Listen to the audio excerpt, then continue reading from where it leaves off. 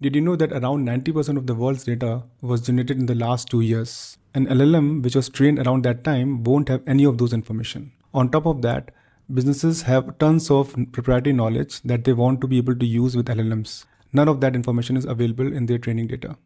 This presents two challenges. How can businesses leverage their own proprietary knowledge and the ever-growing public information to be available for their AI agents? The solution to both of these problems is RAG, or retrieval-augmented generation. Hi, my name is Vineet. I'm the founder of a conversational AI company that I've been running for past 10 years and served more than 500 brands across the globe. Today's video is about RAG, or retrieval-augmented generation. We'll talk about how AI agents can leverage this technology to access information and knowledge in real time. Let's talk about the difference between LLM and RAG. So LLM is like a friend who knows a lot of things and accesses all the public data, but it has a knowledge cutoff. And RAG is like the same friend in a library where they have access to all the books and all the latest information and they can answer your questions much more better. LLMs may hallucinate if it doesn't know the latest information, but RAG reduces that hallucination by grounding those responses in real facts coming from the books. LLMs struggle to give information on a niche or technical knowledge or a domain-specific knowledge because they have just general knowledge about the things. And RAG excels at domain-specific tasks and specific domain knowledge along with the general knowledge of the LLM. LLMs have fixed context window, typically a few thousand words, while RAG can retrieve information from large documents and it has virtually unlimited memory. And finally, LLM generates responses based on probabilistic patterns and have less understanding of the user's query, while RAG retrieves precise information about the user's query and has much better understanding of it. So let's look a bit deeper into what is RAG and how it works. So for reference, I am showing a diagram here for a simple plain LLM call without any RAG. So here the user has asked a question, what is the status of the Artemis moon mission program by NASA? And it goes to the LLM and LLM does its own thing, which is a black box. So we're not going to talk about that in this video, which basically takes an input, which is the user's query, and returns an output. You can break down this thing into two parts. One is the goal prompt or the base prompt and the user's query. So the base prompt or the goal prompt is like the instruction that you give to LLM about what it needs to do with the user's query. So here you can see I've given the goal prompt to be something like you are a helpful assistant which answers user's question. And then I just concatenate the user's questions right after this goal prompt and give it to LLM. It goes through inside the LLM as a black box, gives the output. So you can see the output here, NASA planned to return humans to the moon by 2024, which is an outdated information. Now let's look at RAG. We have the same query, which is what is the status of the Artemis moon mission by NASA. But instead of going directly to LLM, it first makes a search retrieval. So think of it like a search or a retrieval is like getting some extra information before you hand this information to the LLM. So here you can see it is actually making a retrieval query on a vector DB based on the user's question, and it gets some results. So these results are chunks of information that is relevant to the user's question, and it helps the LLM ground its response. So it makes a search query, it gets these chunks. So these chunks can be 10, it could be 5, it could be 20, it depends on how much you want to give information to the LLM as extra context. And that becomes the knowledge context, which goes to LLM. And you can see here, along with the goal prompt and the user's query, you are giving actually the knowledge context as well. And in fact, in the goal prompt, you're also mentioning that take the information from the knowledge context when answering the user's question. So this simple act of adding this extra knowledge context to the LLM along with the goal prompt and the user's query helps the LLM ground its responses and gets the latest information. So you can see here, the LLM's response has now been updated and it now says, originally set to 2024, the mission to bring humans back to the moon has been postponed to mid-2027 due to various technical challenges. So now you can see the earlier response, which was outdated and incorrect, has been updated with the latest information, which is correct and grounded in real facts. Now let's look at some practical example. I'll ask the same question here in this agent and see for the traces. So here you can see I got the response, which is outdated. It talks about 2024. Let's look at this trace. So here, this is the LLM call. And you can see in the input, you can see the system message, which is the goal prompt, which says you are a helpful AI assistant, which helps user answer their questions. This is the user's question, and this is the AI output. Now we are going to connect this agent to the knowledge base and publish this. And now we got the updated information, which says that the plan is delayed to mid-2027. Now let's look at the trace for the same. So here you can see, along with the goal prompt in the system message, we have this extra information coming in from the retriever.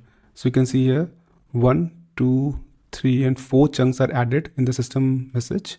Then you have the human message, which is the user query, and then you got the final AI response, which is grounded in this fact. So along with this LLM, you can also see in this trace, there is a retrieval step which takes the user query as the input, and output is the search result, which is the extra knowledge context provided to the LLM at the final step. Now let's look at how this retriever works. This can be broken down into two parts. One is indexing of the original data, and the other is the retriever itself. The indexing of information is like any other database, be it SQL, DocumentDB, or GraphDB. But for RAG, a special type of indexing is very common called vector embedding. So vector embedding allows you to do a very special type of search with your text data, which is called semantic search, which is a meaning-based search, and it is different from a normal type of search or a keyword-based search which you are familiar with. And this is quite powerful. So how does this work? So in order to understand vector embedding, I have created this visualization to help you understand how internally it works. So think of a vector embedding as like a bunch of points in a 3D space. So here I have tried to visualize the same. I have used 3 dimensions, but actually there's a lot more dimensions behind the scenes. So in this vector space, all the words which have similar meaning are clustered together, even though their words or keywords are different, and they are separated from the other words which has different meaning. So here you can see all the animal words are kept together in green color. All the emotions are kept together in this red color. All the food items are kept together in this yellow color. And all the tech or technology terms are kept together in this blue color. And if I add a new word, so this new word is added called puppy, and it is embedded, and it is clustered together along with all the animal words.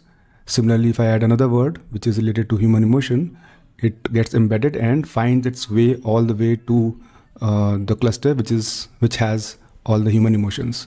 So this way, finding a word which is similar meaning to a given word is very simple and very fast, because you just have to find the distance between 2 points in a space, and it is very easy to calculate, and it's super fast as well. The same idea can be extended to a sentence, not just a word. So here you can see similar kind of clustering, but instead of words, it is sentence.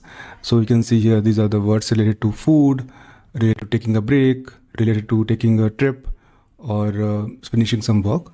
And if I add a new sentence, it finds its way all the way to the cluster which has a similar meaning.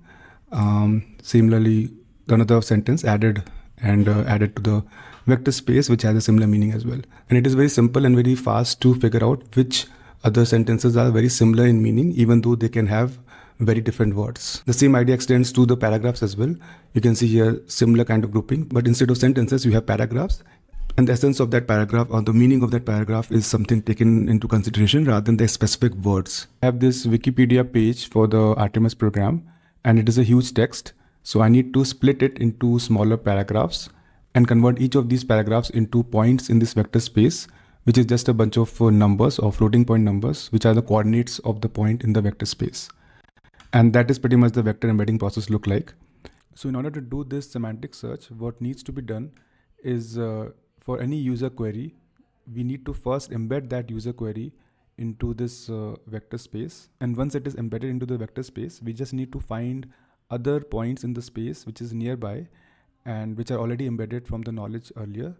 And based on those points that were nearby to the user's query, and that's how we get paragraphs which are similar in meaning to the original user query, even though it has very different words. So that's how a semantic search would work. So this is how the semantic search in a vector DB would work. But apart from vector DB, you might have data in other kind of databases like relational database, graph database, or document database.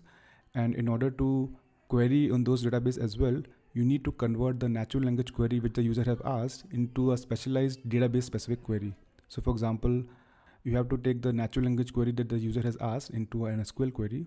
For vector DB, we already discussed, it needs to be converted into a vector DB query. For graph DB, you have to convert into something like a cipher query. And for document DB, you might want to convert into a document-based query. So this query construction is also a very important part of the RAG process, where you need to take the user query and convert into a structured query which the database can understand and give you information on. So lastly, I want to talk about the difference between RAG and agentic RAG. So in RAG, you always have the knowledge which is added into the LLM context along with the goal prompt and the user query. But in agentic RAG, an agent will decide dynamically whether it wants to add this information into the knowledge context, and if it does, which knowledge source rather it needs to use in which is relevant to the user query. So here you can see you have this agent which is connected to these 4 types of knowledge retrieval tools, and it is using the knowledge retrieval as a tool on those knowledge sources, and it can dynamically figure out which knowledge source to use based on the user's question. So this is quite powerful because now an agent can dynamically decide out of all the knowledge sources that it has access to, and it can figure out which knowledge sources are relevant, and it can only use those knowledge sources and skip the other ones. You can also consider knowledge fetching and indexing as a tool as well. This is also a very interesting idea where an agent is able to not only retrieve information dynamically, but also fetch and index it dynamically as well, so that it can retrieve it at a later stage. I consider this as part of the Agentic RAG system because it gives that power to the agent in order to consume new information and use it whenever it's needed. So that's all I wanted to cover in this video. If you want to know more about how agents are different from LLMs, please check this other video that I made earlier and subscribe to the channel.